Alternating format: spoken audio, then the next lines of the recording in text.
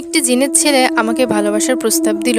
আমি শিফা। এই পৃথিবীতে আমার বাবা মা নেই। ছোট থেকেই আমি এতিম। আমার জ্ঞান হওয়ার পর থেকে আমি নানুর কাছেই বড় হয়েছি। বাবা মা মরার পর কেউ আমাকে আপন করেনি। সবাই নাকি বলেছিল যে মেয়ে হওয়ার সাথে সাথে বাবা মাকে খেয়ে ফেলেছে, সে যদি আমাদের পরিবারে আসে আমাদেরকেও খেয়ে ফেলবে। আমার পাশে কেউ দাঁড়ায়নি তখন, না চাচা চাচি, মামা মামি, শুধু দাঁড়িয়েছিল আমার নানু। এই কারণে আমার মামা আমার নানুকে বাড়ি থেকে বের করে দিয়েছিল। কতই না নিষ্ঠুর হলে আপন ছেলে তার মাকে বাড়ি থেকে বের করে দেয়। নানু আমাকে নিয়ে আলাদা থাকতো, আর কিছু বাসায় বাড়িতে কাজ করে আমাকে বড় করে তোলে নানু। আমি দেখতে খুব সুন্দর ছিলাম। গ্রামের আর 5টি ছেলের নজর সবসময় আমার উপরে থাকতো, তাই নানু আমাকে সবসময় পর্দা করে থাকতে বলতো। আমি মাদ্রাসায় পড়ালেখা করেছি, আর এখন বাড়িতে বাড়িতে গিয়ে ছোট বাচ্চাদের কোরআন শিক্ষা দেই। সেখান থেকে কিছু টাকা আসে, কারণ নানু এখন আর কাজ করতে পারে না, তার অনেক বয়স হয়েছে। সে আমার জন্য অনেক কষ্ট করেছে। এখন আমার দায়িত্ব তাকে দেখে শুনে রাখা। কিন্তু আমি রাস্তায় চলাফেরা করতে খুব ভয় পেতাম, কারণ মানুষের নজর আমার উপরে থাকতো। তারা সবসময় আমার ক্ষতি করতে চাইতো। নানু বলতো সবসময় আমাকে, কখনোই বিকেলের পর তুমি বাইরে থাকবে না, যাই হোক না কেন বিকেলের আগে ঘরে ফিরে আসবে। আমি সর্বমোট 5টা বাড়িতে 5টা বাচ্চাকে কোরআন শিক্ষা দিতাম। একদিন আমার সব বাচ্চাদের পড়িয়ে আসতে আসতে প্রায় সন্ধ্যা হয়ে যায়।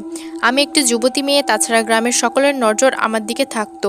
আমি খুব ভয় পাচ্ছিলাম গ্রামের পথ ধরে বাড়িতে ফিরতে। বাড়ির অর্ধেক পথে আসার পর পুরোপুরি অন্ধকার হয়ে যায় চারিপাশে। আমার হাতে মোবাইলের লাইট ছিল, সেটা দিয়ে আমি পথ পাড়ি দিচ্ছি, কিন্তু আমি খুব ভয় পাচ্ছিলাম যদি আমার কোনো ক্ষতি করার জন্য কেউ ছুটে আসে। কিন্তু তখনই আমার নাকে খুব সুন্দর একটি আতরের ঘ্রাণ ভেসে এলো। আমি লক্ষ্য করলাম আমার পিছন দিয়ে একটা ছেলে মাথা নিচু করে হেঁটে হেঁটে আসছে। ছেলেটি একটা সাদা পাঞ্জাবি পরা, ছেলেটির মাথায় একটি টুপি, হাতে একটি তসবি ছিল। বুঝতে পারছিলাম সে জিকির করছে, সে আল্লাহ তাআলা জিকির করছে আর হেঁটে হেঁটে আসছে। ছেলেটি আমার কাছে এসে বলল, আপনি ভয় পাবেন না, আপনি নির্ভয়ে হেঁটে যান, আমি আপনাকে বাসার কাছে এগিয়ে দিয়ে আসবো। আমি মনে মনে ভাবি, এই ছেলেটি কি করে জানলো আমি ভয় পাচ্ছি? আপনি কি আমাকে চিনেন? বলে রাখা ভালো, আমি সবসময় পর্দা করতাম। আমি তখন মুখোশ পরা ছিলাম। সে যদি আমার বাড়ির কাছের কেউ থাকতো তাহলে আমাকে চেনার কথা ছিল না। ছেলেটি আমাকে বলে, বেশি কথা বলবেন না, আপনি আপনার মতো চলেন, আমি আপনাকে পাহারা দেব। কারণ সামনে চায়ের দোকানে আপনার জন্য 5টি ছেলে অপেক্ষা করছে। তাদের নিয়ত বেশি ভালো না, কিন্তু তারা যদি দেখে আপনার সাথে আমি, তাহলে তাদের সাহস হবে না আপনার ক্ষতি করার। এখন এটা আপনার বিষয়, আপনি কি চান? আমি কি আপনাকে বাড়ি পর্যন্ত দিয়ে আসবো, নাকি এখান থেকে চলে যাব?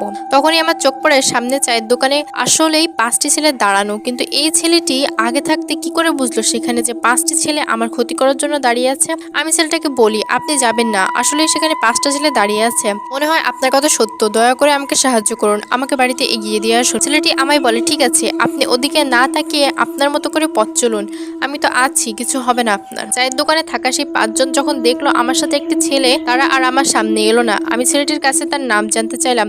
সে বলে, আমার নাম ইব্রাহিম। দেখতে